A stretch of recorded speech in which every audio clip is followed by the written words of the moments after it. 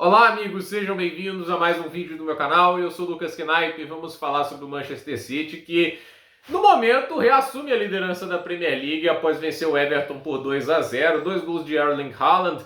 E assim, né, o Haaland, eu acho que ele teria uma atuação fantástica se ele não tivesse perdido uns 3 gols no finalzinho da partida, né? Mas essa é a bênção de ser o Haaland, né? Mesmo quando as partidas não são aquelas maravilhas, ele ainda produz o suficiente para decidir jogos, né? 11 partidas seguidas, marcando pelo menos um gol, somando seleção e clube. E ainda tem gente que fala que o cara não é bom o suficiente para ser colocado entre o World Class, né? Tá fácil no debate de melhor centroavante da atualidade, né? Entre ele e o Harry Kane, né? O início de temporada do Harry Kane é um negócio surreal, né? Mas o Erling Haaland, ele tem totais capacidades de estar ali no fim da carreira dele com mais de 800 e 900 gols. Eu não duvido nada disso. 1.000 gols! Aí depende de manter isso até o final da carreira, né? Mas talento, imposição física, possibilidade de uma carreira longeva, isso tudo o Haaland tem. E a questão é, o City tá brilhando em termos de futebol jogado? Não acho que o City brilhe em termos de futebol jogado, mas ele tá melhor que na temporada passada. E essa liderança provisória, a gente tem que esperar o que acontece com Arsenal e Fulham, né? Mas essa liderança provisória é uma demonstração de um City um pouquinho mais organizado, menos inconsistente, né? Não que esteja tudo resolvido, até porque o City já tropeçou nessa Premier League, mas a questão é um City jogando de uma maneira um pouquinho mais consistente. Eu acho que os reforços ajudam muito isso, né? O Ryan Cherki é muito bom jogador. A gente tem jogadores que agregam bastante em termos de talento a essa equipe, né? E a equipe, ela tem hoje um corpo defensivo mais reforçado, né? Deu uma encorpada no meio campo também, né? Porque é necessário, né? O Rodri agora, coitado, né? A bola de ouro foi a maldição dele, né? Porque o cara não consegue ficar uma semana em sequência, o cara não tá conseguindo ficar saudável, né? E pra mim, assim, o Manchester City tá, obviamente,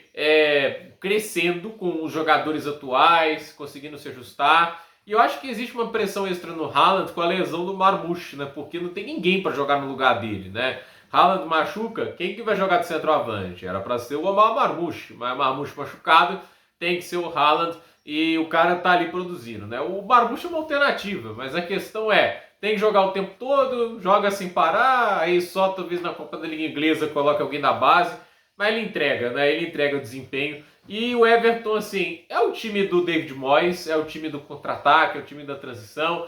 Hoje foi prejudicado pelo aspecto do Grealish não jogar, né? Porque o Grealish atendeu a ser empréstimo, né? Ele não foi contratado em definitivo pelo Everton, né? Talvez no fim da temporada, porque ele tá jogando bem até agora, né? O Grealish seja contratado, mas fez falta, né? Ele é um bom arquiteto de contra-ataque dentro dessa equipe. E a questão é que o Everton não conseguiu ser letal o suficiente, explorar as linhas altas do Manchester City, porque é um problema, né? E eu tenho que aqui ressaltar que eu gostei do City contratar o Gianluigi Donnarumma. Eu acho um goleiro bem superior ao Ederson para salvar gols.